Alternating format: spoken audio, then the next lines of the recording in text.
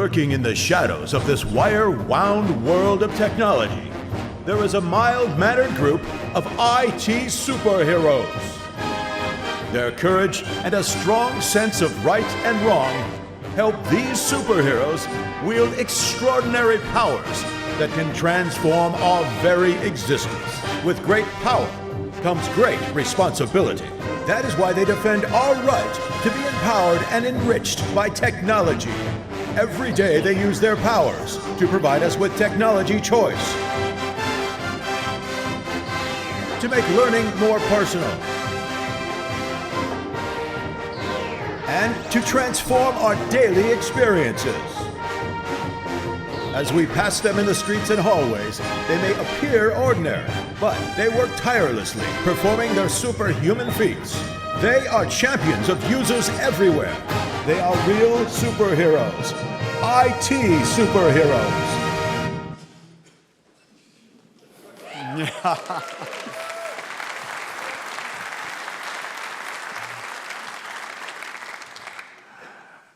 Good morning.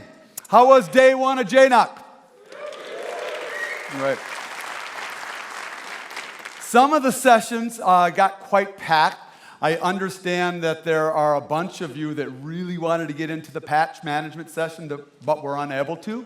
So we are re-offering that because we don't think Aaron Miska is working hard enough at 4 o'clock today in Proscenium. So feel free to funnel into that just before tonight's party, so that'll be great fun. That's, of course, for everybody here. For those out on live stream that are tuning in today that weren't here yesterday, my name's Dean Hager. I'm with JAMF. But if you tuned in to listen and hear about JAMF, you're really not going to hear a lot about us today, because we're not going to talk about JAMF. We're going to talk about you. We're going to talk about IT superheroes. And that's really what the video is for. And you'll recognize some of the speakers today, because we actually did caricatures of them in that video. So the very first topic that we're going to have today is we're going to talk about an IT superhero in the area of user choice, which is driving Mac in business. And we get so inspired by your stories and listening to your stories and helping you tell your stories that this is really the day that I was excited for at JNUC. Last year, we had an individual come and tell the story of user choice, and it ended up becoming one of the most famous user choice stories for the Mac in the entire world. And because he started telling his story, a mild-mannered IT guy named Fletcher Previn came here to JNUC 2015, and he was describing how IBM had deployed 30,000 Macs in just 4 months. And then he said it. Every Mac we purchase at IBM saves and makes IBM money. And the whole world went crazy for about a month. It got more coverage than anything that we've ever done at JAMF, ever. And fortunately, the story didn't end there. There was a whole year of activity that occurred, and you get to hear about the results today. So what I would like to do to start today out is introduce the first of 4 IT superheroes you're going to meet. By day, he is the Vice President of Workplace as a Service for IBM, but by night, he is an IT superhero. So please help welcome to the stage Fletcher Previn. Thanks. All right, thanks, Dean. Good morning. So, as Dean said, my official title at IBM is Vice President of Workplace as a Service. By the way, true story, recently when I called my dad to let him know I had been promoted to the rank of Vice President at IBM, he said, "Wow, I'm so proud of you. My son, the Vice President of IBM." And I said, "Well, I'm not the Vice President, I'm a Vice President." He goes, "Oh, well, how many Vice Presidents are there?" I said, I'm not totally sure. I think like 1,000. He goes, "Oh, okay." So my dad helps keep things in perspective. But by the way, there's not 1,000. It turns out there's like a couple hundred. But still. So I've actually spent most of my professional career in the Microsoft realm, which I'll go through here in a second. But I did get an early start on the Apple platform. That's me at age 10 with the thing that I loved most when I was 10 years old, which was my Apple computer. And then for a while, I thought I was going to go into a very different field, into entertainment. and I even worked at the Letterman show for a while, and then at the Conan O'Brien show. I think they fired me for having a too small shirt there. But then in the end, after college, I went to, my real passion was IT, and I ended up working at Walmart.com for a number of years, and being responsible for the Microsoft infrastructure, everything from Active Directory, SharePoint, Exchange, Windows imaging, and that's where I got my MCSE Microsoft certification and my Cisco CCNA, and all of that was before achieving my true lifelong ambition of middle management at IBM. So that's a story for another day. So Workplace as a Service within IBM. These are the areas that my team and I are responsible for within IBM. It's all the platforms. It's not just the Macs. It's the PCs, the Linux environment, the virtualized environments. The mobility program, which would include the corporate-owned mobile devices as well as the BYO program. The Mac at IBM program, obviously, which I'm going to talk about today. The internal help desk within IBM. The collaboration stack of things like instant messaging, social sharing, IBM Connections, all the stuff that falls into collaboration. The email environment, our intranet. We have a team that builds mobile apps for use inside of IBM. These are sort of the apps that all employees need, but maybe none of the business units would be incentivized to create. So things like expense reporting, looking up employee directory information, things like that.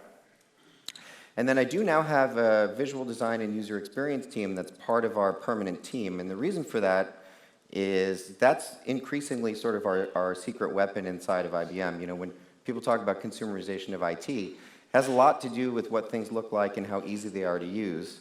And so anything that we build now, whether it's a web application, a mobile application, an email that's going to get sent out, a sign that we're going to hang on the elevator, if a lot of people are going to see it, we make sure that it goes through the visual design and user experience team to make sure it comes out looking like something that you would expect in your consumer life. Our team has a very simple purpose within IBM and mission, and that is to create a productive environment for our employees around the globe, enhance IBM's ability to attract and retain top talent. These are the engineers that could easily get jobs anywhere they want, Google, Facebook, Amazon, or otherwise. And having an employee choice program is really key to being able to attract the kind of talent that we want at the company. And then to be the sort of digital front end of the culture that we're trying to affect within IBM. And I'll talk more about that in a minute, but if you sort of think about, over time, people kind of try to steal your technology. That's sort of just what happens. But it's very difficult to steal someone's culture, right? That's really kind of the only unique thing that you have. Not easy to get the operational excellence of a GE, or how does Amazon go from selling books to being a cloud service provider? Because they have a good culture of engineering and solving problems. And so we spend a lot of time within IBM thinking about IT as an extension of the culture that we want to have, right? It's one of the few functions that touch all employees. And so if you think about the way you get good culture is by having engaged employees, the shortest distance to engaging employees is what's in their hand or what's on the desk. So the IT environment in IBM is not trivial. It's actually core to the company's strategy. And then last, but certainly not least, we have to keep IBM's data safe, and as much as we worry about our own data, we really worry about all of our customers' data. We are a fairly large organization of about 400,000 full-time regular employees, and at any given time, a contingent workforce of somewhere in the neighborhood of 130,000 contractors. So from an IT perspective, our team supports globally about 530,000 people every day. There is, by the way, only one IT department within IBM, so it's a global function. Extra challenging for us is a fair number of those people, about 40% of them, never come into a traditional IBM office, and that's either because they're co-located out with IBM's customers as part of our strategic outsourcing business, they're on the road selling, they're working in remote locations, whatever the case may be, but it does create some challenges for us. How do you upgrade people from Windows XP to Windows 7, for example, when they never come into the office? We have about 9,000 printers worldwide under management. Our team onboards about 65,000 new hires every year. Our internal help desk gets about 2.4 million calls per year. And we have 604,000 laptops under management. The breakdown of those laptops, today we have 442,000 Windows PCs, 90,000 Macs, and 72,000 Linux machines. So it's a very mixed environment. The Linux machines are primarily used by, there's a section of IBMers that do sensitive work for our customers, in some cases classified work supporting the US federal government. And historically, we had required those people to use secure Linux laptops instead of Windows PCs. And by the way, we provision about 170,000 laptops per year.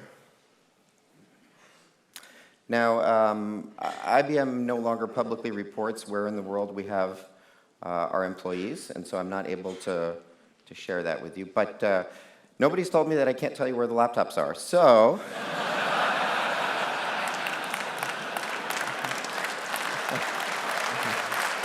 I'm not saying that these are people. I'm not saying that these are people. There is a one laptop per person policy, so draw your own conclusions. And you can see, you know, we've really got a significant presence in North America, Europe, and India, and sort of secondarily Latin America, China, and Japan. But it's a global workforce is sort of the issue. So, you know, I think for a lot of people, enterprise IT sort of used to look like this, right? It was all on-prem, a lot of Microsoft for most people. And we are starting to see a very different ecosystem evolve, in particular with cloud and SaaS.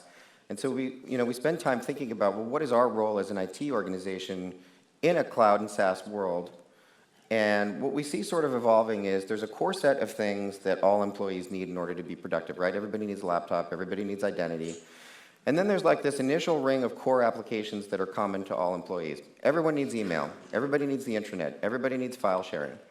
But then as you sort of move out this ring into these functional applications, it starts to get more and more specialized and applying from all employees to a specific set of people in particular job roles or functions. And there are some common configurations starting to emerge. A lot of people have ServiceNow, Box, Workday, as the case may be, and it gets more and more specialized as you move out. And the barrier to entry for people to go and adopt some of these cloud SaaS services is getting lower and lower. Doesn't mean enterprise IT is dead at all, because you actually have a much more complicated IT problem to solve. Someone has to come along and integrate all of these things with the security, the analytics, the reporting, and the compliance that you need to be able to operate an enterprise. And so that's sort of where we see our role of Workplace as a Service within IBM evolving. The other thing that we are seeing, or that we're really trying to implement within IBM, is, you know, I think historically it's sort of in IBM's DNA that we think any kind of a program is going to be expensive, require a lot of people, take a long time to deploy. But what we're seeing is, if we take the time to do the engineering work properly, that design-infused projects don't require all of those people and time and money of the past to deploy out to people and help people adopt. If you make it simple and easy to use for people, they'll pull it from you. You don't have to push it on them. And we've had some really good success stories trying to be true to that, and Mac at IBM being one of them. And speaking of Mac at IBM, you know, when we look at what does it take us sort of from an engineering perspective to get that going and compare that to a traditional environment, it's a pretty stark difference, right? So today, as I mentioned, we have about 90,000 Mac users. It grows at about 1,300 new Macs per week. Just 5% of our help desk is dedicated to Apple devices. And yet, we see 91% customer satisfaction for those Apple devices when they call the help desk. And there are only 5 engineers responsible for our entire Jamf engineering team. So, by the way, you want to talk about like what does it take to have a great Mac program? It's having great people. And these are the real IT superheroes. They're here. They're all here today. There's going to be another session this afternoon here, so I would encourage people to come and listen to that team. And there will also be a Q&A section as well. That's at 1:30 today.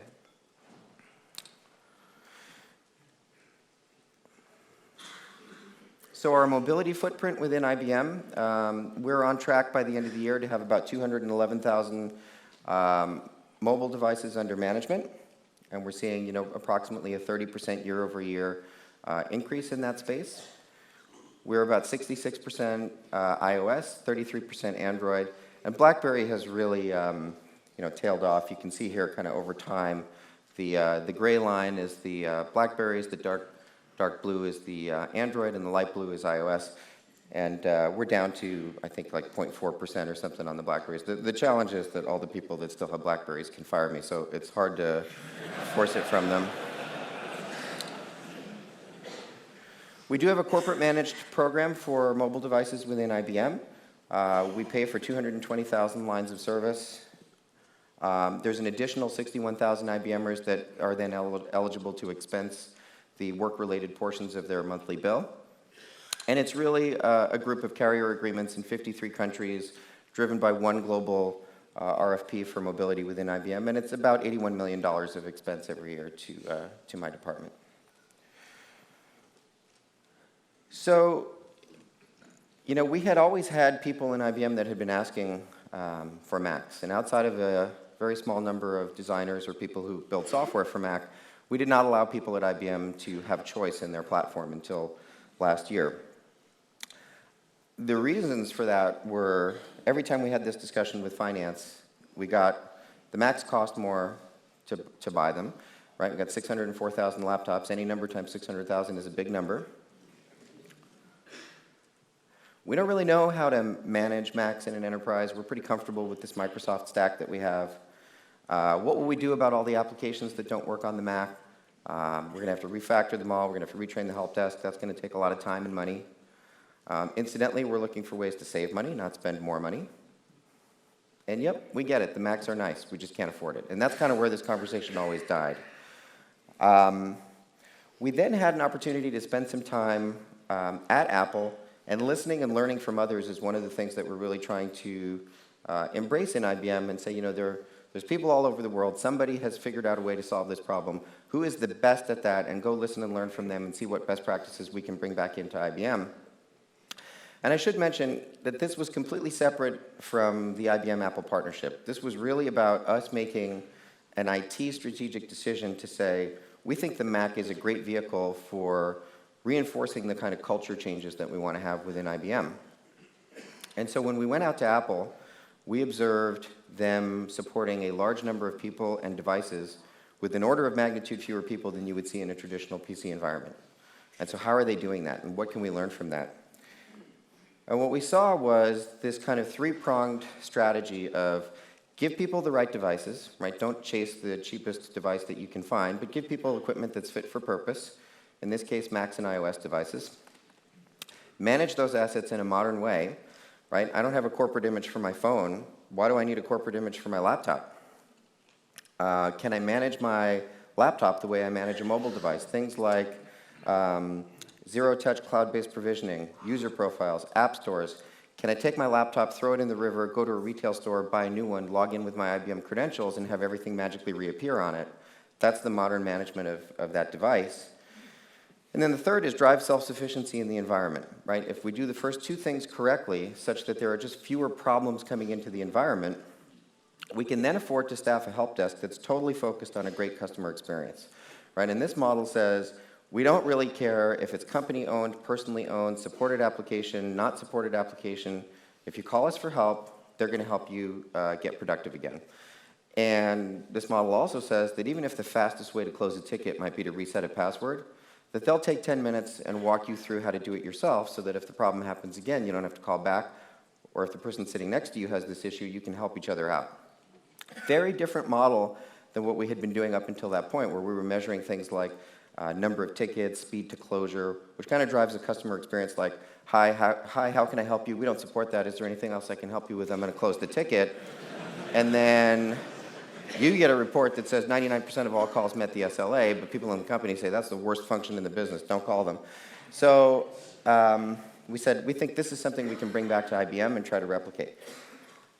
But this idea of not having a corporate image, basically for the last 15 years, or as long as I've been working, that's the way you deploy machines in an enterprise is You get a machine set up and configured exactly the way you need it to be for your enterprise, and then, you know, if it's in a Windows environment, you sysprep it or slipstream it out and clone the hard drives and so on.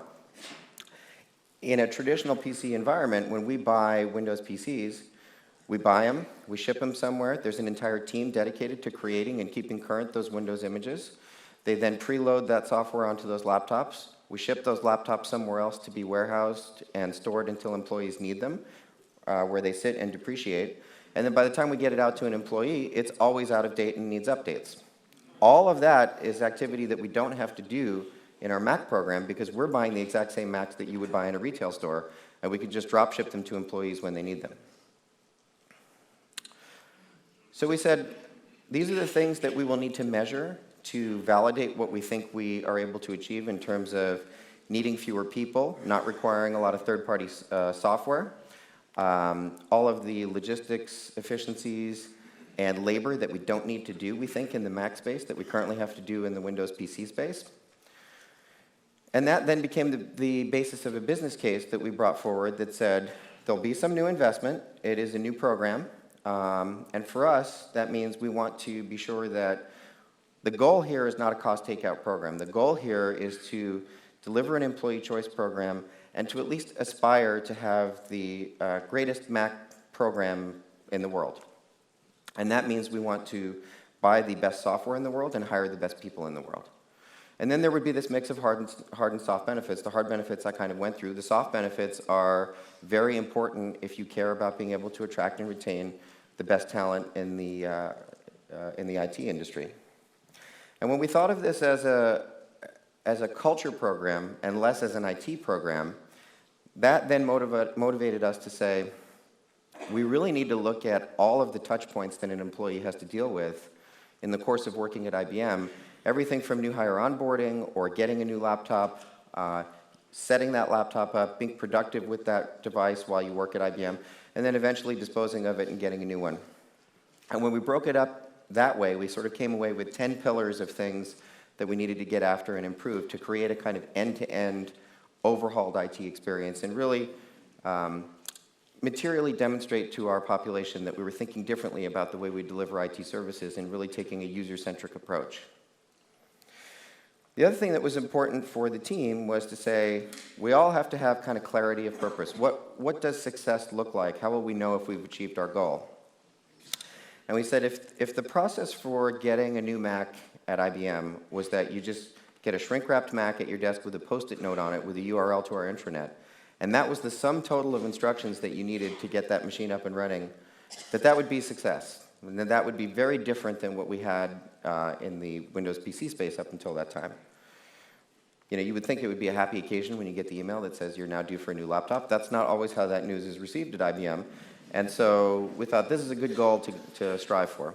And then if we can do that, because we're trying to kind of have this consumerized experience around it, we did some work with our procurement team to say, when a person chooses a Mac, can we send them an email when we ship the Mac to them, send them another email when it arrives, and then send them another email a few days later reminding them that we're here to help them get that Mac up and running.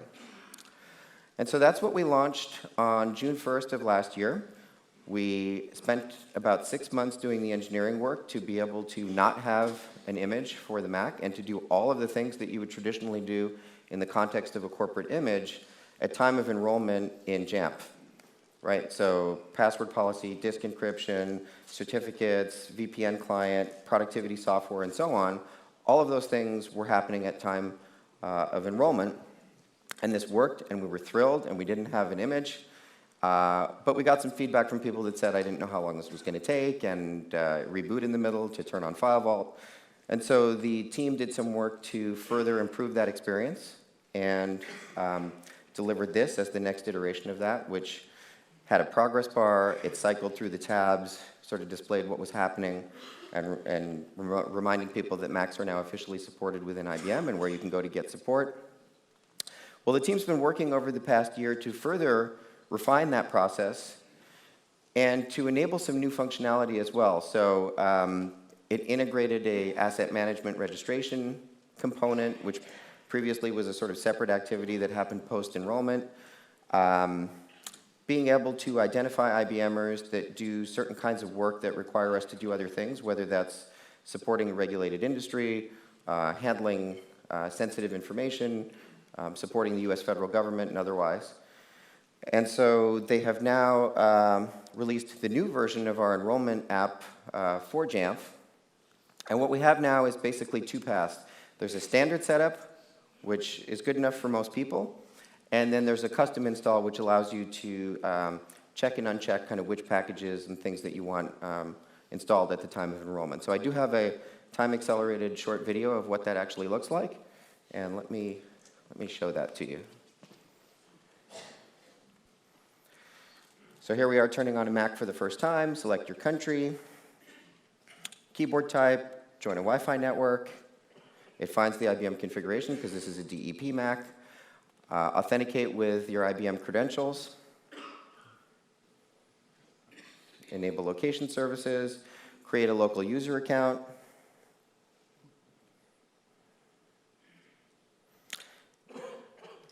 MacBuddy continues as expected. Drops you out to the desktop, quickly loads up the enrollment application. It asks you to register this Mac and let us know if you're doing any kind of specialized work here. Do you handle any kind of government data, banking data, health data, or otherwise? Registers the Mac into our asset management system, which is needed then to drive the PKI that issues the certificates for Wi-Fi and VPN. And now it begins to go through the enrollment process. When it hits disk encryption, it's going to reboot because we want to make sure that we're not running with unencrypted disks until someone might reboot, which on a Mac could be quite a long time. Log back in, and it will resume the enrollment process. And you can see here it's going through all the things I described, the VPN profile, the Cisco VPN client, it's installing CrashPlan, Java, our Lotus Notes client, IBM SameTime for instant messaging, and our version of Firefox that we use within IBM, and then you're done. And so this Mac has now been provisioned to safely connect to IBM. It has everything that you need. You don't have to be at IBM to do this. This is available over the public internet. If this were not a DEP enrolled Mac, you'd have been able to do the exact same process by going to https://setupmymac.ibm.com. And by the way, if you had chosen the custom install, you would have seen this screen allowing you to check and uncheck which packages you want installed at time of enrollment.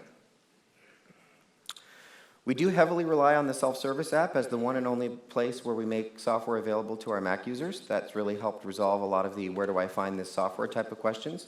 And we're able to entitle people to different packages based on their LDAP groups. Some things that might be of interest to you. As I said, our Mac program is very much about driving culture change in IBM and being the kind of enterprise where people want to work. And so we take significant care to make sure that we're not imposing IT policies that kind of unravel the Mac experience. And to do that, every one of our Mac users is a local administrator. We don't bind the machines to Active Directory. These are local user accounts.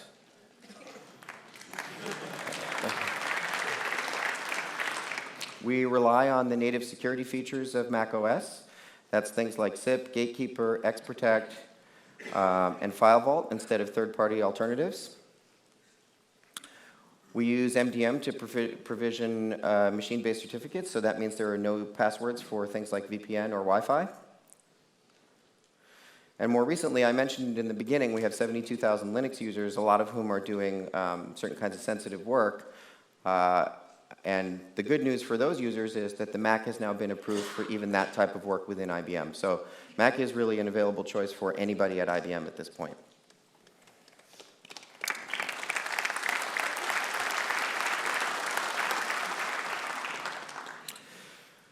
So this is the system that we use when you're due for a new laptop within IBM. You get an email saying it's time, and click here and let us know what kind of a machine you'd like to have next. Our team doesn't own that system, but we did volunteer to help them improve that a little bit in terms of look and feel. And one of the things we put in there was this link to say, click here if the Mac is right for you, right? We don't want to be in the middle of deciding which laptop an employee should have. That's not a lot of value add for the employee. We want people to be able to make that choice for themselves. And we also made a decision that an application readiness assessment of our 3,000 applications that are our enterprise application portfolio in IBM would just be a waste of time. You know, and those kind of readiness assessments, in my view, are a great excuse to sort of do nothing. So if the outcome you're looking for is we have problems and can't move forward, do a big application readiness assessment.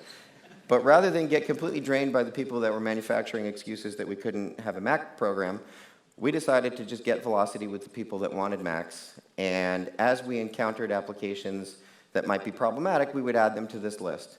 And so, you know, we got 3,000 applications within IBM, but most people are using, you know, a few dozen. And so I would also say there was some anxiety within IBM of people who wanted Mac but said, I can't risk taking a Mac and being stuck with it for 3 or 4 years if the thing that I use as my primary application 90% of the time doesn't work on a Mac. And so we put in a 60-day no penalty exchange policy that said, if you ask us for a Mac and it turns out your whole job is looking for fraud in the expense reporting system and you can't use the Mac, send it back to us, there's no charge to your department, and we'll get you a PC instead. That did a lot to sort of put people at ease, and people that wanted Macs were more inclined to choose one. And by the way, less than 1% of people have actually ever taken us up on this offer. Actually, a lot less than 1%. In terms of what do we do about the applications that don't work on the Mac, couple of vectors for that. You know, ideally, those tend to be the same things that make it difficult to work on a mobile device when you're traveling. And so at some point, we're going to have to address those applications anyway by way of building mobile apps or refactoring new interfaces as web pages, web apps. If it's something that hits a lot of employees, we could virtualize it on Citrix or otherwise. And then as a last resort, we could put a virtual machine on the endpoint. We don't like to do that because it makes the business case sort of challenging. You got to pay for the hypervisor and the host operating system. But it's another tool that's available to us. So we've now been doing this for about 1.5 years. We're 90,000 Macs in. As I said, our application portfolio is about 3,000 applications within IBM. To date, we have discovered 78 that are actually problematic, and of those, only 42 are actually just completely incompatible, right? The other one, or don't exist, right? Things like Visio and Project. It's a lot fewer applications than was asserted by some people when we got started. We're generally finding that most people are able to do their jobs just fine.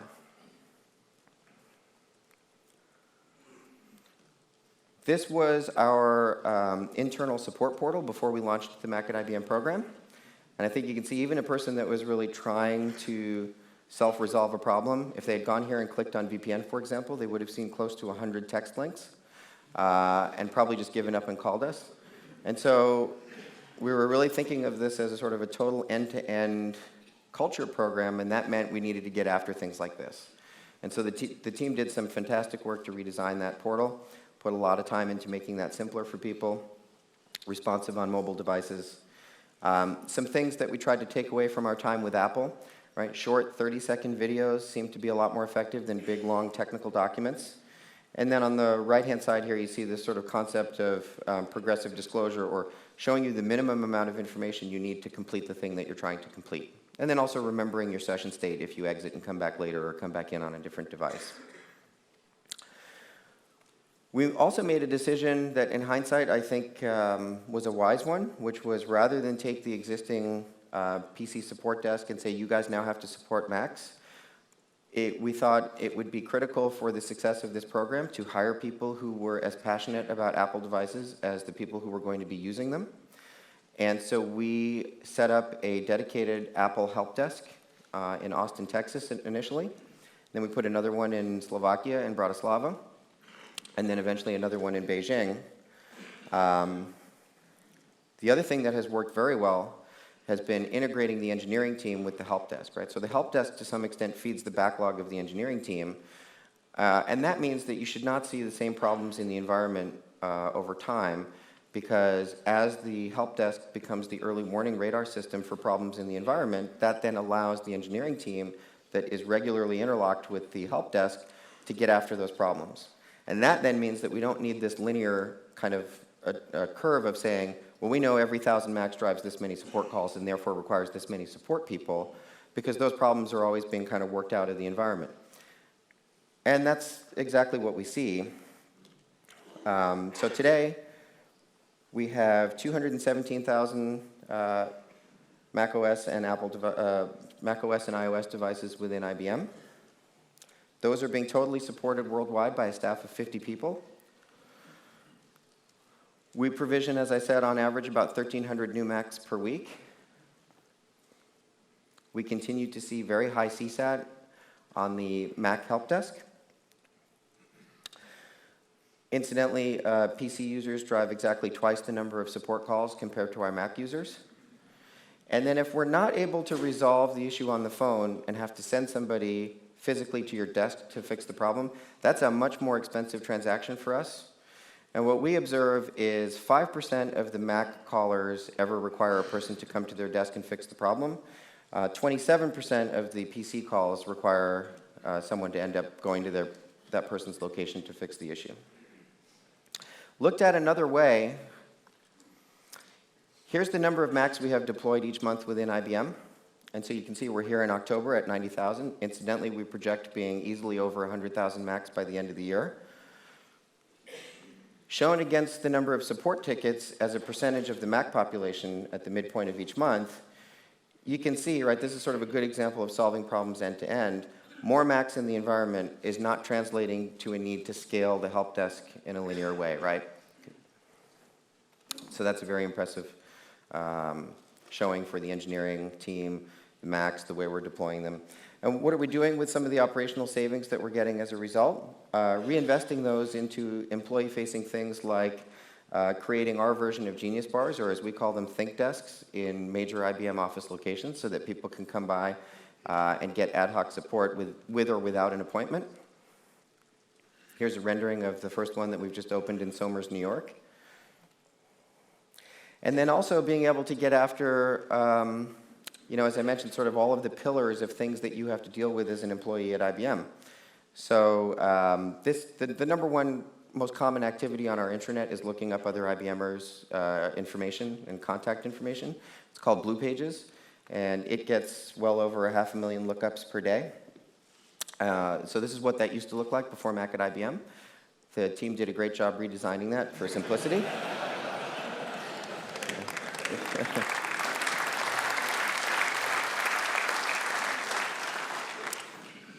We also built a native iOS app that's able to take advantage of some of the unique features of the hardware. So things like Touch ID for authentication, the camera to be able to update your profile picture, the microphone to be able to speak somebody's name if you don't know how to spell it, the GPS to get navigation instructions to IBM Office locations.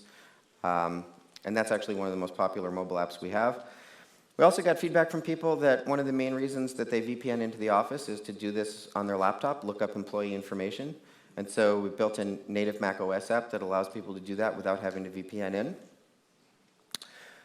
Also got some feedback from users that dialing into IBM conference calls could be cumbersome, especially if you're driving and having to deal with the moderator code or the participant code. And so the team built a great simple app that looks at the calendar, parses out meeting information, is sort of tuned to the way that IBM sends calendar invitations, and can dial you directly into conference calls right from the lock screen. The team also built a native iOS app for self-service to the help desk. So, help desk ends up being a pretty good corpus of structured data, right? Like 90% of help calls are, top 5 issues kind of things. And so if people want to call us, they definitely can easily do that. But if they want to try and self-resolve a problem for some of the more common issues, they now have a mobile app to be able to do that. This is a good example of sort of, applications that might be problematic on mobile devices, Macs, Windows 10, etc. As a manager at IBM, you have to interact with a lot of legacy systems. A lot of those systems are older than I am. And so the team built a simple web front end to those things to say, if really all you're doing is sort of getting notified of things and having to acknowledge or affirm or deny something, that you can do all of that activity from a single pane of glass. And so the same thing on the iOS version, whether it's access validation, performance management, expense approvals, and so on, you get notified that there are this many of those type of things that are awaiting your action, and then you can take action and resolve them directly from the device. If your whole job is sort of deep into one of these applications, then you obviously need to go into it. But for your average IBMer, this works fairly well. We are finding, so about 25% of IBM employees are engineers and about 75% are not. Within the non-engineering segment, standard users, when given a choice, we see about 90% of employees choosing the MacBook Pro 13-inch. Within the developer community and designer community, when given the choice between all three models, we see about 80% of them choosing the MacBook Pro 15-inch. One of the nice things about the data that we're able to get out of Jamf is to look at things like this and discover most people are not using all of the hard drive. Maybe we order machines with less storage.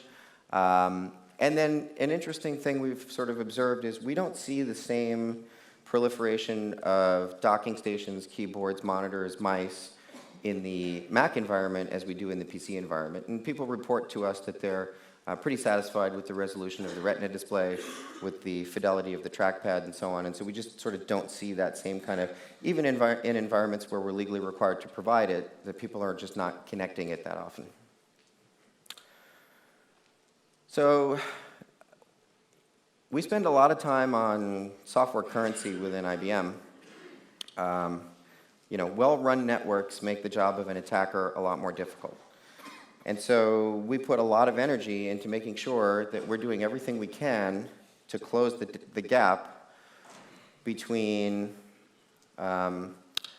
identification of a known vulnerability and execution of that vulnerability, right? If the time to patch those things is months or years, that's sort of an inexcusable IT practice. And so this is something that we put a lot of energy into. And I think if we sort of compare the set of things that need to occur when a new version of Windows comes out, where in our case, our total cost to migrate from Windows XP to Windows 7, for example, it ended up being it would have just been cheaper to buy everybody new laptops. Well, we've now lived through several major operating system updates for Mac OS. And if you look at this, we got more people running the version of Mac OS that came out 28 days ago than the one that came out 2 years ago. I mean, and probably by the end of today, this will be 35%, right? I mean, it's just a very different behavior. And so related to that is patching, right? We spend a lot of time making sure that devices are patched and up to date within IBM. In a 12-month time period, we observed 135 major patches for Windows 7 Service Pack 1. In the same time period, we observed 31 on the Mac. And when we looked within those, you find 49 non-security related but important patches for Windows, 20 for Mac, 86 critical security patches for Windows, 11 for the Mac, which really means we have to go out and manage the Mac environment 104 fewer times per year. We see a sort of similar pattern in iOS versus Android. When we look at the operating system versions of the Android devices that are within IBM, fully 20% of them are running a version of Android that is over 5 years old. 40% are running on Android 5, 39% on Android 6, and just 1% on the current version of Android. Let's look at the same spread on the iOS space. So we got 0% on the version that came out 3 years ago, 2% on iOS 8, 33% on iOS 9, and 65% on the version that came out about 28 days ago. So, I think this speaks for itself. It's just a totally different behavior. The issue is on the upper bar in the Android space, the only way we could really update all those devices is to buy new devices, because we're sort of dependent on the carrier and the hardware manufacturer of those devices to issue the operating system updates, and they may or may not do that. In a lot of cases, they just want you to buy new devices. Similarly, when we look at the attack surface of both of those environments, if we were to go out on the dark web and buy some kind of remote jailbreak or a piece of malware that can survive a reboot of the device, in the Android space, you're going to pay somewhere between $10,000 and $100,000. In the iOS 10 space, you're going to pay a minimum of $1.5 million. And so, you just see sort of very different, disproportionate amount of malware in one platform versus the other. iOS is really kind of priced out of the market of organized crime and casual hackers, and just a much smaller attack surface. So let's take a look at what does it actually cost. We've spent a lot of time looking at this within IBM. Do we really know what it costs us to support a PC versus a Mac? And so let's look at this cost of per 100,000 machines over 4 years. What does it cost from a software perspective to run both of these platforms? So we need Windows Enterprise on the Windows side. Mac OS is free. We'd have Microsoft Premium support. On the Mac OS side, we'd have AppleCare OS support. On the PC side, we're going to need either on-prem Active Directory or Azure Active Directory Premium in the cloud.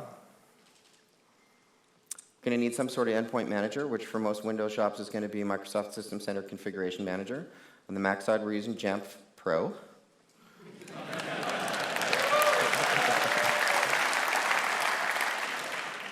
On the PC side, we would also need to use Intune to do some of the cloud-based provisioning activities, because it's sort of not really well-defined where SCCM ends and Intune begins. And then we'd need either Windows Update servers on the PC side, or in our case, we put the files out on Akamai for Jamf. And so these two stacks per 100,000 machines over 4 years is $26.1 million more expensive on the Windows side. And by the way, we actually have a lot more software involved on our Windows stack than this, but I'm just including the ones that are common to most people. And this is a conservative number. This reflects the best pricing we've ever gotten from Microsoft. Now, if I layer in the staff required to manage both of these environments, we end up having $31.7 million more expensive on the Windows side. And if you then factor in the help desk numbers of people required to support PCs versus the Mac, it ends up being $57.3 million more expensive per 100,000 machines, or exactly 3 times the cost. And by the way, it's 3 times the cost all the way through these scenarios. If you remove staff and help desk, it's still 3 times the cost. So, and remember that we don't have 100,000 machines, we have 600,000 machines. So let's talk about the Macs cost more to purchase than the PCs. So when we buy a MacBook Pro 13-inch or an equivalently configured Lenovo T460, the Mac is $454 more expensive. But 4 years later, it's also worth $191 more, right? It depreciates very differently. And we have a used PC business and a leasing business, so we have really pretty high confidence in these numbers. And you can also just go out on eBay and sort of validate these. MacBook Air versus a Lenovo T460. MacBook Air is $190 more expensive, but it's also worth $138 more 4 years later. The MacBook Pro 13-inch is $117 more than a Lenovo X1 Yoga, but 4 years later, it's worth $157 more. So when we map out all of the sort of costs associated with managing those devices and running them into infrastructure, device management, the staff and labor, and the help desk, the Mac is the blue line and the PC is the gray line here, what we observe is a fairly significant savings across here. You can see really, I mean, device management, staff, labor, help desk, all of those are major savings. And by the way, right, I mean, I should just say, as I said in the beginning, I'm not the Mac guy at IBM, right? I'm responsible for all platforms and delivering the best experience possible on all of those. This is just what we observe as a result of implementing employee choice in a Mac program at IBM. So we talked about the software, the infrastructure, the labor, added in the hardware, new purchase price, and depreciation curve difference. If we combine all those things together into a total cost of ownership and compare like-for-like models of the 3 Macs that people would buy and the 3 PCs people would likely buy within IBM, let's look at what that looks like. So a MacBook Pro 13-inch versus a Lenovo T460 ends up being a net savings of $273 to IBM.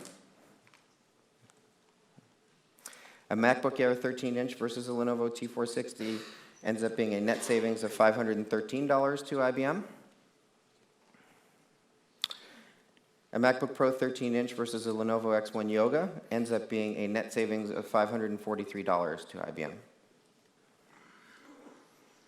These are real quotes that we have received from IBM employees. The best experience I've ever had with IBM's IT department. I forward some of these to my boss. Renews my faith that IBM can reinvent itself. Never thought I'd see the day. Delight and astonishment. Like most people, I'll avoid calling the PC help desk. Well, let's just ignore that for now. Surprised and delighted. The setup was downright magical. Never again will I fear calling the IBM help desk. I've never experienced such a smooth, well-thought-out program. And we take an IBM engagement survey, it's called, every year, and it measures things like, do you like working at IBM? Would you recommend working at IBM to a friend? Do you understand IBM's strategy? Are you engaged as an employee? And that tends to map pretty closely to the stock price, right? When the company's doing well, people feel pretty good about it. But in a period of time where the stock didn't always necessarily go up, we saw a 10-point year-over-year increase in employee engagement. And one of the #1 reasons people listed was better tools from IT, which we really think means the Employee Choice in Mac program. This is obviously very exciting. Yeah.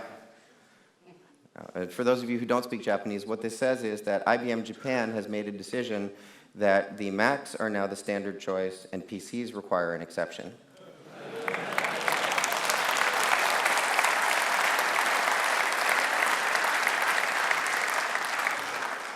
We surveyed IBMers recently on our intranet and asked them, how satisfied are you with your IBM-provided PC and your IBM-provided Mac? And not surprisingly, we saw that the Mac users are a lot more satisfied than the PC users. Last year in December, we asked IBMers, if given a choice, would you prefer that your next machine be a PC or a Mac? In December, the response we got was that 65% of all employees responded they would like their next machine to be a Mac. We asked them again that same question in May of 2016 this year, and 73% of all employees responded that they would like their next machine to be a Mac. There was some variation by geography and how old someone, or years of service in the company.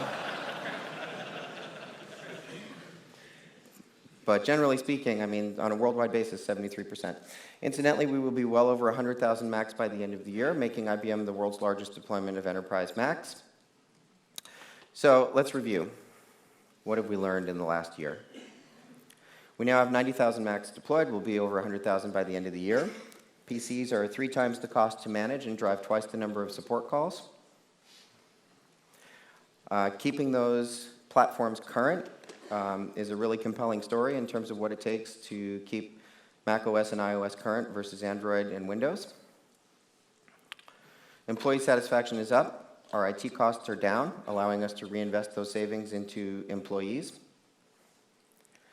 And every model of Mac that we buy is a significant net savings to IBM versus a comparable Windows PC configured the same way. So some of the just top 10 lessons learned over the past year. I do think it's important that we start with why. Why are we doing this? This was not a cost takeout program, for example. This was an employee choice and culture program. If it had been cost takeout, it would have driven 1,000 different decisions. Hire the best people and buy the best tools is probably the best piece of advice I can get. I mean, as I said, you want to know the secret formula to a great Mac program, it's having great people. And so that led us to actively recruit and build the team that we have today and buy software like Jamf. Focus on the user experience, right? I mean, as I said, the goal is partially to give people Macs that are asking for Macs, but in a much bigger way, it's to create a great user experience and drive culture change. Not having a corporate image is a huge part of the experience, the business case, the engineering, the whole sort of beauty of how we're deploying these things and being able to scale it. Help desk, we measure all the things you would expect a help desk to measure, but first call resolution is a pretty good predictor of CSAT, or proxy for customer satisfaction. Protect the native Mac experience, right? So for us, that means not doing things that undo the greatness of a Mac, and local admin rights, file vault, Xprotect, etc. Application compatibility assessments are, for the most part, in my view, a waste of time. Offering employee choice is critical if you care about attracting the right sort of top engineering talent into your company, right? I mean, it's a little bit like hiring somebody who spent 14 years learning to play the piano, and then they come in and say, hey, do you mind you playing the trumpet while you're here? You know, I do mind. I'm probably going to go somewhere else. And every Mac we buy is, in fact, continuing to make and save IBM money. So I think that's about the end of my career. So, no, I'm just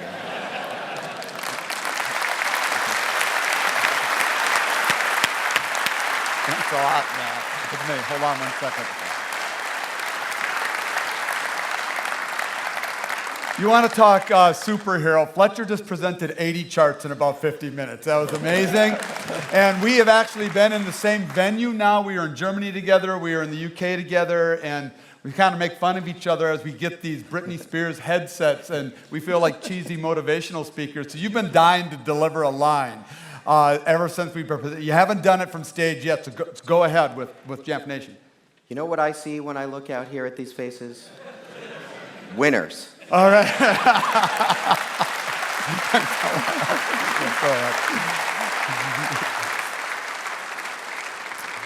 All right, the other IT superheroes that we're going to recognize here today, we're not going to hear full-out presentations. We're going to have just a little dialogue with them, and they're just inspirational stories. And this next one is really, it's in the area of education. And for those that were at JNUC last year, you'll remember that I had told you a little bit about my background, and that at the age of 16, my intent was that I was going to follow my dad into the trucking business. Noble profession, but it just wasn't for me, and I didn't realize it yet until an Apple IIe got wheeled into the classroom at the age of 16, and my life was changed forever. So the opportunity to put technology in front of students is something that I connect with at an incredibly deep level. To introduce our next IT superheroes, though, I want to bring somebody from Jamf up on stage to help me. So I would like to introduce you to our global evangelist for education, David Saltmarsh. David? Let's go right on to there. Awesome. Welcome and thank you, everyone. I'd like to invite our two speakers on stage while I introduce them to kind of speed things along a little bit. The two people we have today come from different walks of life a little bit. We have Vicki Lyons from Crosse, Wisconsin. Vicki is the Director of Technology and Media Services. She's also a distinguished educator for Apple. She's also a COSIN, which is the National Organization for Technology Leaders, as a certified educational technology leader. We also have Blair Anderson.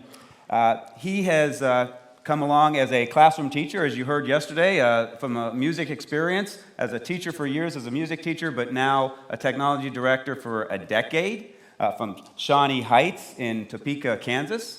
We have I'll let you know, I'm worried about saying Jamf Pro, but we also have a customer of Shawnee Mission, and that was my number one thing to get through today.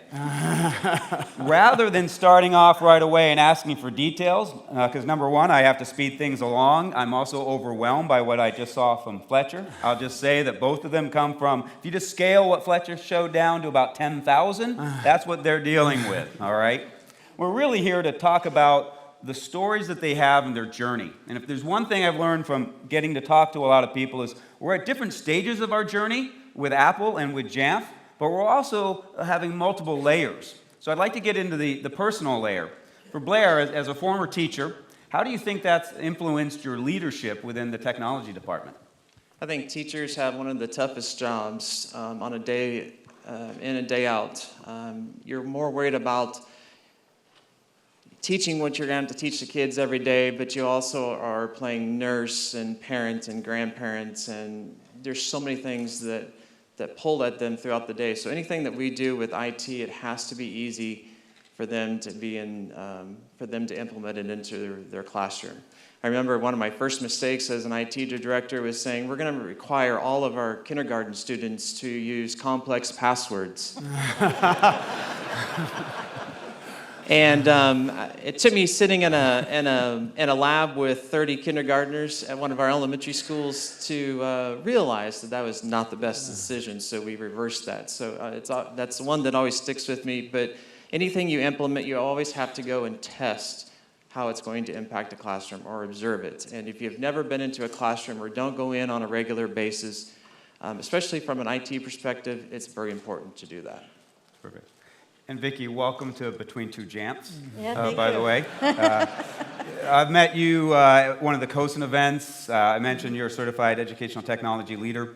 How is your relationship with COSIN, and I've seen you at various roles, influenced and maybe brought you along professionally in your career? Well, one of the things that we need to do always in leadership is to connect with people. And so besides this community of JAMP Nation, being a part of an organization like COSIN that allows us to connect at a leadership level is very important.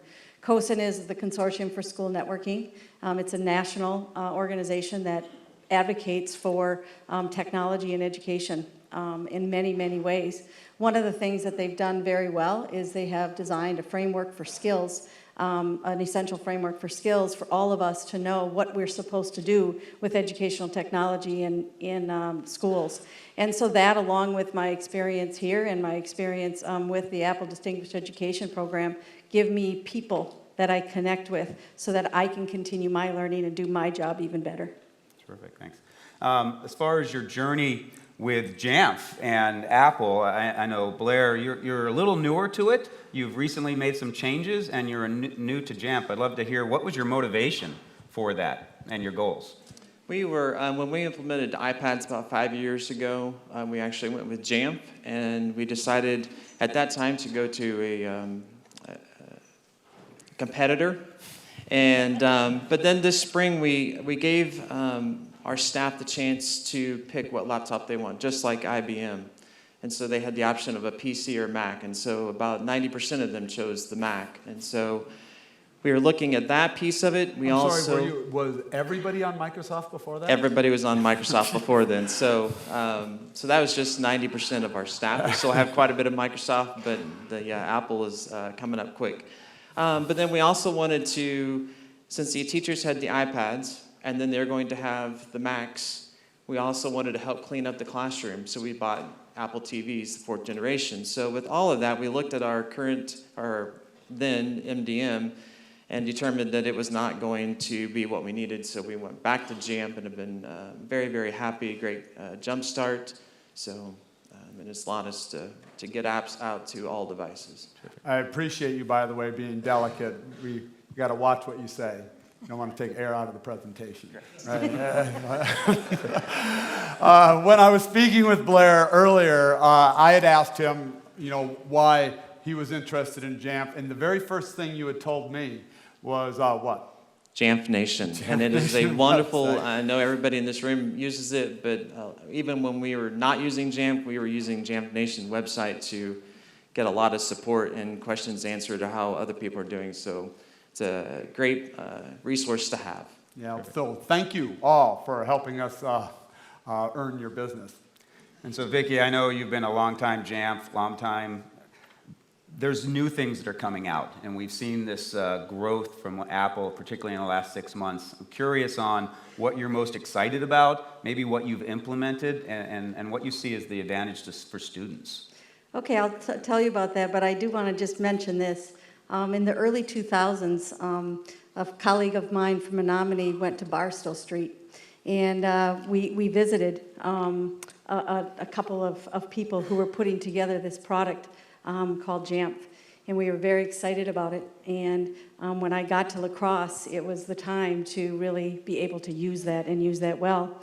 And so when we really looked at our one-to-one, and we look at all of the things we're trying to do with supporting our teachers and our students, we really believe that the management piece of Jamf lets us really manage what our users need, which is what we've been talking about, especially in that classroom. And we've started mostly with our special education area. And the reason for that is special education teachers are natural personalized learning teachers. That's what they do, that's how they're trained. And when we can give them tools that connect with them and allow them to personalize learning more efficiently through the things that JAMF has done with Apple School Manager and with Classroom and all of those things, it lets us support them even better. And the self-service side of what we use JAMF for, it is our portal. And our teachers know that that's where they go, and now our kids know that's where they go to get their resources, and it makes everything better. Terrific.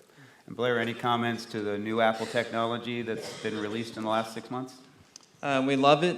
We were able to be on a pilot with the new features this spring, and so implemented that into a classroom, and so we continued that on.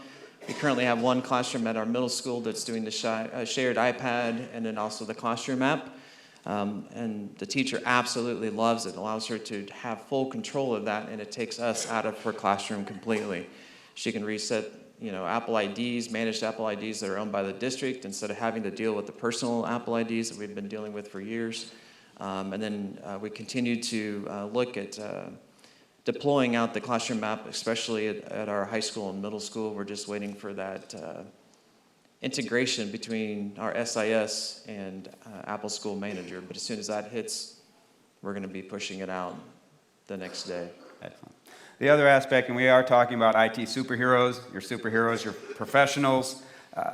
Blair, in your organization, I've heard you talk about your hiring practices of looking for coachable abilities in people when you first hire them, and then perhaps some of your IT are a little incognito or undercover IT. I'd love to hear about your process of looking at people from a coachable, and who exactly is managing the day-to-day operations with JAMP Pro? In our district, when we hire staff for our department, we don't always look at the knowledge and expertise and degrees and certifications. We want somebody that's going to be able to work with our existing team, be coachable, want to learn, and just cares about education. We know that we can't always match what they would earn in the corporate world, but you have to bring them. You want those same people working for you in education. You just have to figure out other ways to do that. And so we provide a lot of things that maybe other companies cannot. But we also have a lot of superheroes, especially at Shawnee Heights. And I have two of them with me here today.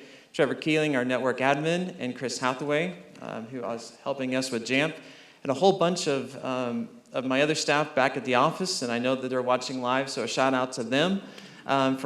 And my department is what makes everything work for us in our district. They spend a lot of hours, day, night, and weekends making sure that they meet the expectations that are placed upon us. We also have principals working for us, librarians, instructional coaches, our wives or spouses, because as everybody knows in IT, it's a lot of long hours and days and emergencies, you get called in. So, and just everybody in this room, I think, is a hero. Excellent. I'm going to stop and mention this now. I know we have a session later today that goes into greater detail of that. Can you just tell us when that is, the session? We're doing a session at 2:45 today on this stage, empowering educators through collaboration. We're going to actually kind of dive into what we do at Shawnee Heights and how we include educators in our decision-making process and how we work with them and how we communicate with them of what's going on. So feel free to join, 2:45 in this room. Excellent. I didn't want us to, because I know we're speeding things along. Now, Vicki, I met you several years ago, and I know how excited you were about to try to make some changes within your organization. I met some of your staff, and they were enthusiastic. What have you seen in your superheroes that has evolved over the last several years? Well, when you come into an organization, there's a culture that's there, and Fletcher talked about that culture. And one of the very, very important things is to learn who the people are that you're working with. And what I had come into is a group of dedicated people that really wanted to make a difference in the lives of kids and in the lives of teachers. They just needed an opportunity to do that. And so 4 of them are here today, Brendan Conway, and Dan Lewandowski, and Kat Ellingson, and Joe Olinger.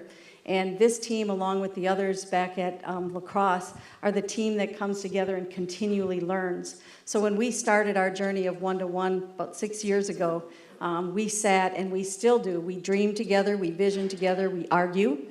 We point out what's wrong, we point out what's right. But in the end, we all know that we're going to come to the same conclusion, and that is, what do our end users need? And when do they need it? And how are we going to let them do their jobs better? And so I'm just very privileged to be able to work alongside them and make their lives as easy as they can be with what I do. Terrific. Now, getting to towards the end, I've done several presentations for different audience about trying to bridge IT, the systems and instructional, the example from Crosse and your example coming from that. The dilemma is, when I do it, I get about a third who are like, we're doing it too. I'm sure about a third of you are already doing it. A third is really wanting to, if they could figure it out. And there might be a third, usually I get the arms crossed, or then the instructional that roll their eyes. I would love to know how you've gotten to that stage. If you have any advice, Blair, for people, recommendations or resources for someone who's trying to bring the groups together to get to the point that you are. It's all about leadership, especially at the top in our district. And our board, they want us to work together and collaborate. And when we're making a technology purchase, it starts with curriculum. And curriculum is what drives all our technology decisions. And so it's not us just saying, hey, let's throw iPads out and here you go, enjoy them. It's all the pre-planning and making sure all of that is done before we even start to talk about technology. Because technology is just one tool in the tool belt when you're teaching students.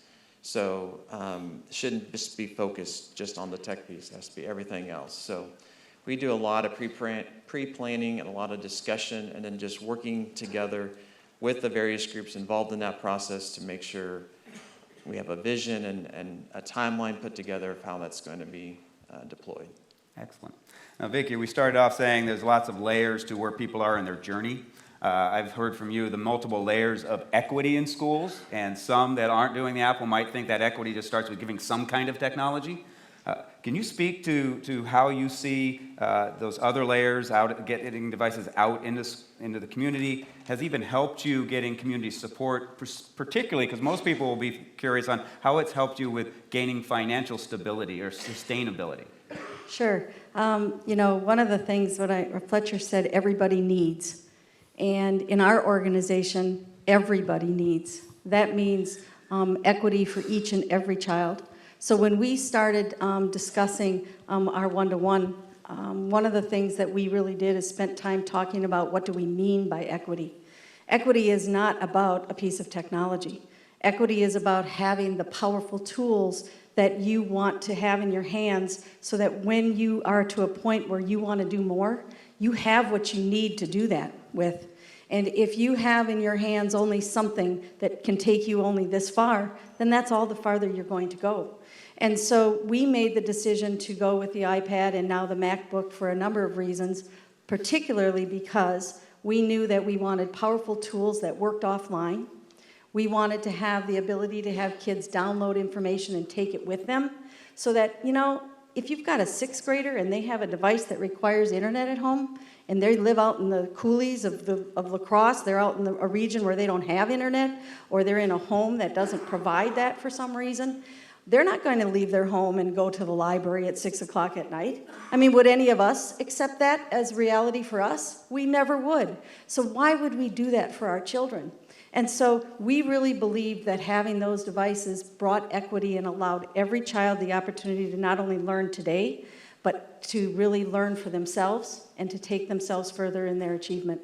And that really has allowed us as a community to support this through sustainable budget numbers, okay? So our Board of Education and our superintendent and all of our departments in our school district, we basically voluntarily gave up 10% of our budgets to start this program. And that, along with community support, really has sustained us in La Crosse. It is the thing when parents come up to you and they say, thank you. Thank you for giving my child something that I could never give him or her. That's what makes this so powerful for all of us and why we do what we do. Yeah, absolutely.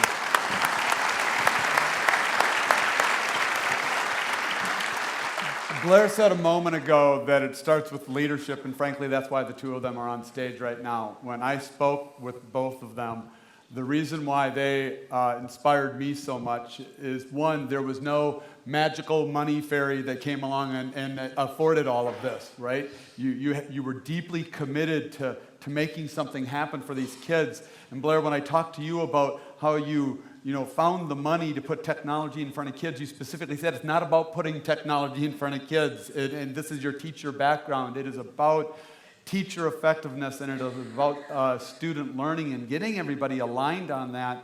And then, Vicki, when I spoke with you, and I had never heard it stated so clearly before, that if we don't provide technology, then the wealthy children are going to be using awesome technology, and the underserved children are not going to be using any technology. And if we provide substandard technology to everybody, the wealthy kids are going to be using awesome technology, and the less fortunate children are going to be using substandard. So let's provide awesome technology to everybody. Back in the day, we didn't provide new textbooks to the wealthy kids and use textbooks to the underserved kids. So that notion of student equality is what got the budget for making this happen. And if you want to see what an aligned team around a purpose, I started this out by saying IT superheroes don't just do the what. They first focus on the why. We sent a camera crew out to La Crosse to just interview a few people about why this matters, and we didn't give them any leading questions. They just spoke, and you can see what an aligned team looks like just in this 1-minute video. I think what's so neat about the La Crosse School District is we have such a diverse population here, and we celebrate that. We welcome that, and we want to try to make every kid successful. I was so excited when I learned that we were going one-to-one. We made a difference for all kids, but the kids that we really made huge impact with are the kids that didn't have technology at home. I really saw that when we had even one lab of computers in our classroom, it was really making a difference. But even with 30 computers in the classroom, I couldn't make the same impact that I can when each student has an iPad that they can bring home. They have 24/7 learning. It has taken away that feel of the haves and have-nots. It's given kids equal access.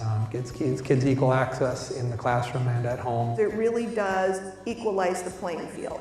And that is so important. The iPads have just really opened doors to a new type of learning. That instant information seeking that you can get. When the students want to know something, they immediately, I'll look it up. The system we had in place prior to this was a very PC-oriented, old, lockdown system. And I mean, Vicki Lyons, our IT director, she's led the charge along with us, pushing and pushing and pushing. And it wasn't easy. What Vicki has done and others have done is really created openness and flexibility and willingness to change and give information rather than withhold it. And it's something that has been worthy of all the work and effort and resources that have been devoted to it.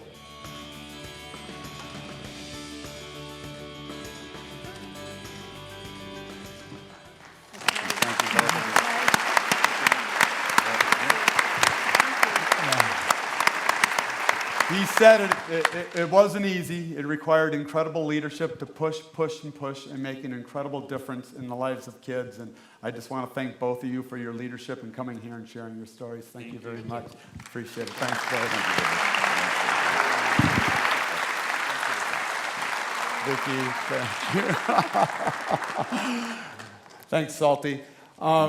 We have one more story that we would like to share. Again, it's going to be a discussion. We talked about user choice driving Mac in business. We talked about personal learning driving Apple in education and student equity and understanding the whys. The last story of mobile transformation. I mentioned yesterday that there's a transformation story in healthcare that I want you to hear. This is actually, hearing your stories is probably the favorite part of my job. And in all honesty, if I'm going to stack up all the stories, I don't have a favorite customer. I don't. But this is one of my favorite stories for the year. I'm just overwhelmed by it. It started shortly after JNUC last year. I just made an announcement at an all-company meeting that I just had a feeling, something stirring in me. I saw some apps out there that I felt that iPads could change lives for patients in hospitals. And I just asked all JAMF personnel to scour the earth for a hospital that was deploying tablets or iPads to patients and what they would be doing with that. And it was a few months later that one of our support personnel, Nate Carlson, ran up to me and he said, I just had a support call from a Mac administrator, and he made mention that they're actually deploying tablets to patients. And I said, tell him I want to come on site, I want to talk to him right away. And I went back to my office and I got a call from Nate a little while later. And he said, two things. One, he's freaking out a little bit. And two, he has one question. Do you drink beer? And I said, tell him I will be there next week. And I traveled on site the following week, and the rest is history in terms of what they've done, and it's amazing. I would like to invite to the stage now from the University of California, San Diego Health Services, Mark Silvestrak and Eric Boyd. And Mark, I worked hard on getting your name right. Eric, thank you so much. Appreciate it. Now, I told just the beginning of JAMP's journey working with you.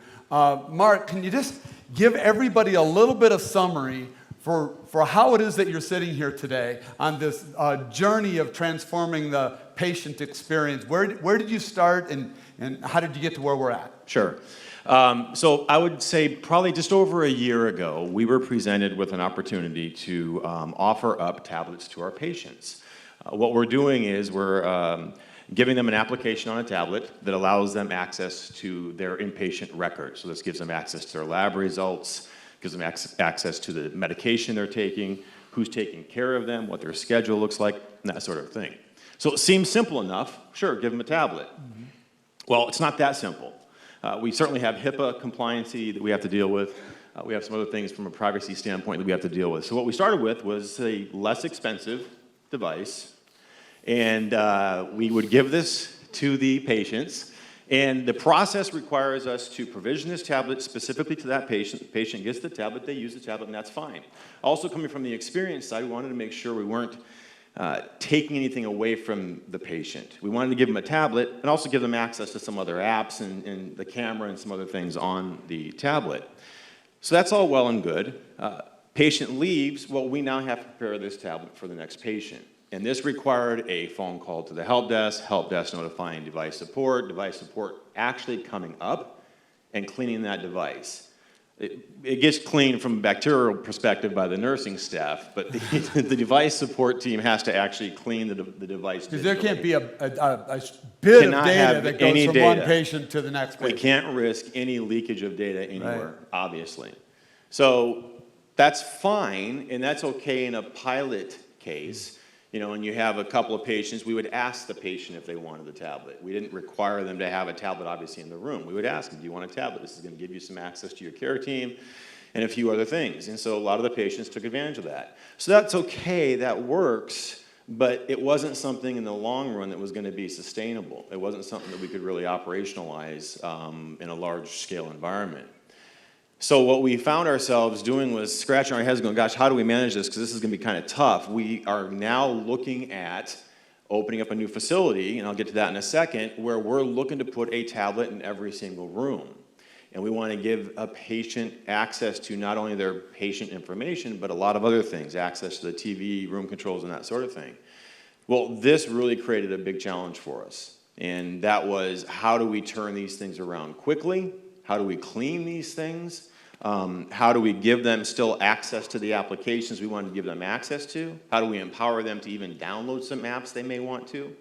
And so it was a big challenge for us. But we are getting ready to open up a new facility, so it's getting a bit exciting for us. And so we had some challenges, so I'll go into more of that in a minute. Well, you can imagine, by the way, so first of all, if you have imagine how many hospital rooms a hospital has, and to have IT running around every single room setting these up, and you know, we typically deal with employees or even students. You know, students last the whole school year. What's the tenure of your typical user? Like, how often are you flipping over? Well, yeah, that's exactly right. It varies. So the situation we piloted in is, again, not a case we had a tablet necessarily in every room. We gave patients an option, but a turnaround, I mean, it can happen in a couple of days, but certainly every single day, you are gaining a new customer, right?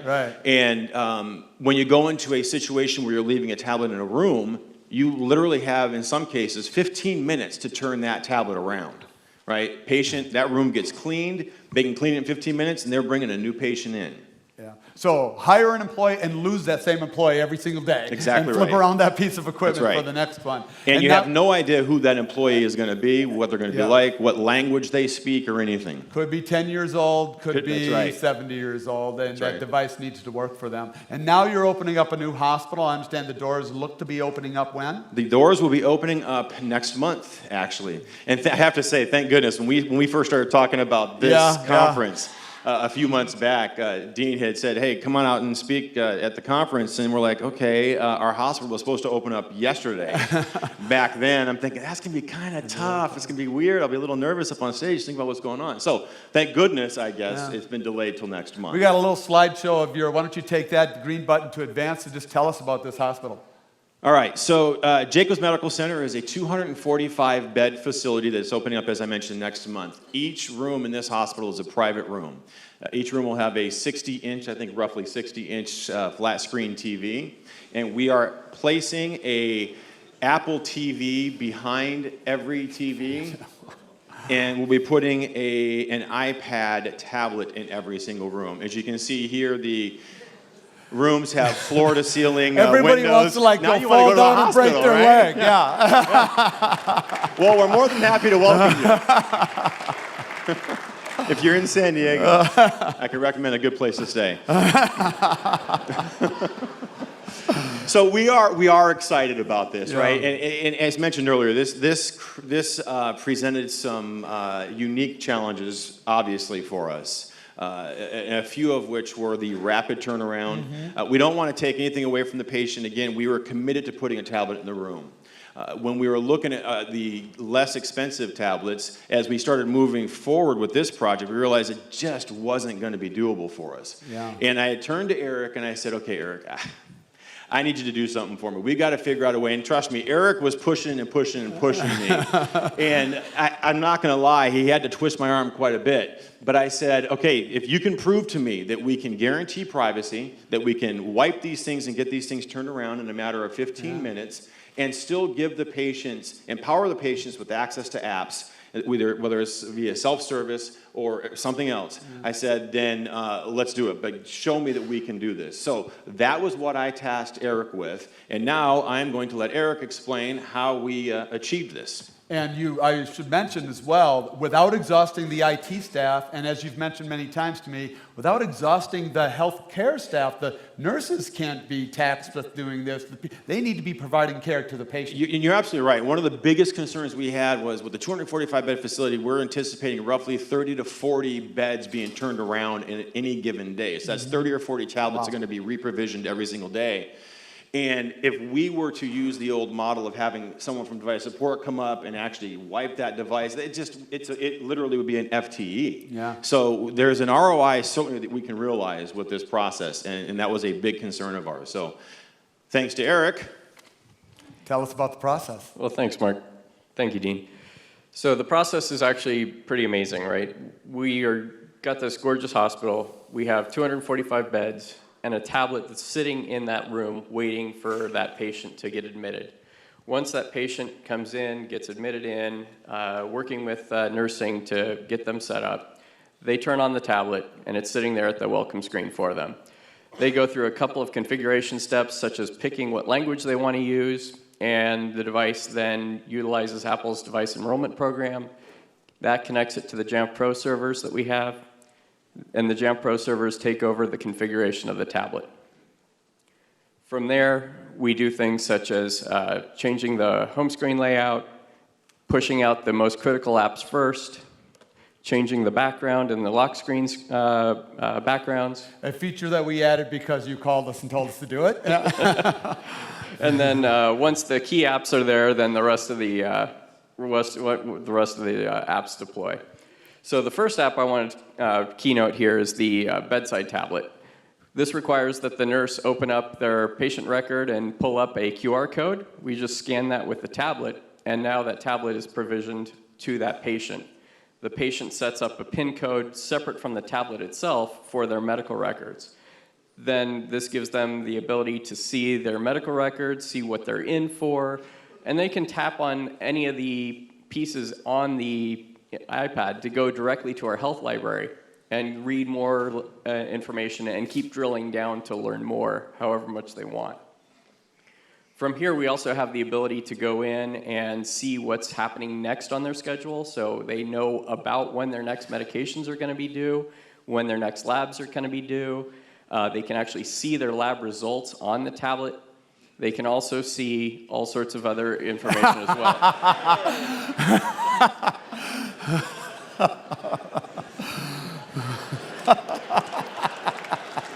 That was me doing my Dean Hagar impression from 2 weeks ago. So, of course, the other app is the room controls, right? We want the patient also to have control of the room. So they can control the lights, they can control the blinds, they can go in and adjust the temperature of the room within a reasonable amount, right? And then they can also go in and use that control tablet to control the TV and use it as a remote control, right? Excellent acting. You should come to JAMP. I mean, So we also, on the tablet, we want to make sure that there's plenty of apps for that patient, right? We want to make sure that there are social apps so they can stay in contact with friends and family, binge watch their favorite shows on their existing Hulu app accounts. And then the other key piece is when we have family and friends visiting the patient, maybe they're bringing small children with them. So we wanted to make sure that we had apps to help entertain the children because maybe a hospital visit isn't their trip to Disneyland that they wanted to go on, right? So we wanted to make sure that those children had something to be entertained by with as well. And since the patient app, it has its own PIN code, there's no risk of their patient data going to the children, right? But we want to make sure that and we've seen from our pilots that this has drastically increased the amount of time that families are able to stay with the patient and extends that stay and make that a much cleaner experience for the patients. it's phenomenal. And then when, of course, we saw as the patient comes on, automatically loaded, everything's there. It's always the same for every single patient coming on. They do have the self-service there as well if you wanted to put other apps in there. And then they check out that day maybe, or later in the day, or what happens then? Right, so once we have a discharge request through the EMR system, the tablet will then receive that request and be wiped automatically. So there's no need for an IT person at all to touch this device. Phenomenal, just absolutely phenomenal.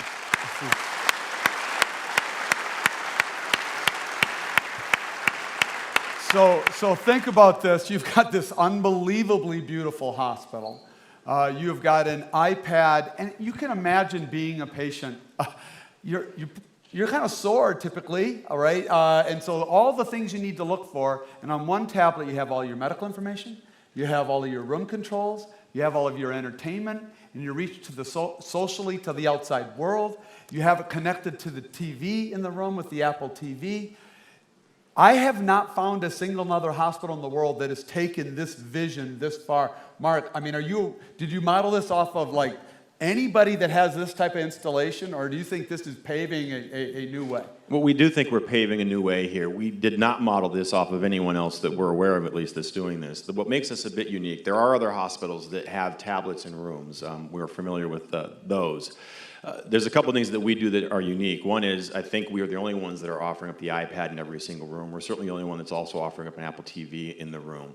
And with that, we're offering up the room controls, which is something that is unique as well. Again, our goal is all about the experience, certainly for the patient. The patient's dealing with an awful lot as they're staying at our hospital, and we wanted to make it as a comfortable stay as possible for them, and we feel that we've achieved this, or we're going to achieve this. We'll report back next JNUC. But we do think that this is, we will successfully get to a great experience for the patients with our iPads and our Apple TV rollout. Can you imagine a day in the future? We know that now there's millions of iPads out there in schools, but can you imagine the day in the future where this is just standard equipment in every hospital room because it truly transforms the experience that a patient has? And I want to say something about this guy sitting to the far right here, Eric. A year ago you weren't at JNUC, right? You were out working, doing something. First time I met you when we had our first beer together, you were explaining, hey, I'm the data security guy and the Mac guy, and the notion that we'd be sitting here a year later, because the vision started with you. Before... He would not shut up. It's true. A hospital is launching around a vision that a guy just like all of you had a year ago. That is amazing and certainly worth celebration. Congratulations and thank you. Thank you guys so much. I appreciate it. Thank you, Eric, buddy. Thank you very much. I appreciate it. Yeah, I'll take that. Truly, truly superhero work. Just so you know, I mean, we have a lot of superheroes in the room. I think there are a couple of elements that makes an IT superhero. First, and you've heard it a few times today, understand the why, the special thing that you're trying to accomplish before jumping into the what. Clearly, Fletcher did not want to offer Max. He wanted to change the way that people work. We don't want to put education with Blair and Vicki in front of, or technology in front of kids. We want to change the way they learn, change the way teachers teach, and we want equity amongst students. And we don't want to throw a tablet into every patient room. We want to transform the experience that patients have when they need that transformation the most, when they're alone in a room, probably not feeling the best. That one is perhaps the one that I connect with personally the most because I have visited a hospital once or twice. A month ago, I actually was riding my bike and ended up flying over the handlebars and crashing across the trail and broke my collarbone, and I wasn't able to move right away, and my phone went bouncing down the trail as well. And not able to get up, I was about 10 miles out of town, out on my own. I was trying to figure out, what am I going to do? How am I going to get to the hospital? And it's a true story. All of a sudden it dawned on me that I was wearing this. And I brought it up to my mouth and I said, "Hey Siri, text Sam Johnson," who's actually sitting right down here, "biking, hurt, come get me." And he was on his way. And if you're wondering why I called Sam Johnson, it's because he's the head of the JAMP support organization, and I needed response right away. So, thank you, Sam. And the hospital I was in did not have iPads, but boy, did that care team hear about it for me the entire time, because I knew what you guys were doing. We love to hear your stories.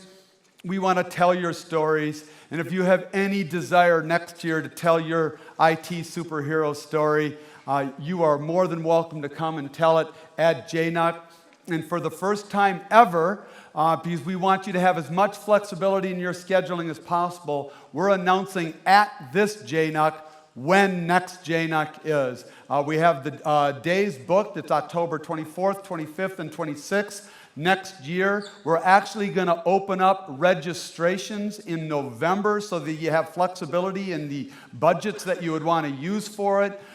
We are not planning, there's no surprises from a pricing perspective, planning to raise prices or anything this year. We want to add as much flexibility as possible, but we are going to have to say goodbye to this incredible venue that we're in. I think everybody that's been here has realized that we have outgrown it. We will, at registration, when that opens, announce the venue we will be in, but we're finalizing the terms of that. But it will be a larger organization or a larger facility that we won't have to send you a few blocks away for any sessions, and a little bit more friendly for an organization this size. And when I say friendly, I don't mean from a staff perspective. I just mean a little bit larger and purpose-built. This facility has been fantastic. The 7 years so far of JNUC have been fantastic, and you have been wonderful here. So thank you, JAMP Nation. You're all IT superheroes to me, so have a great day. Thanks.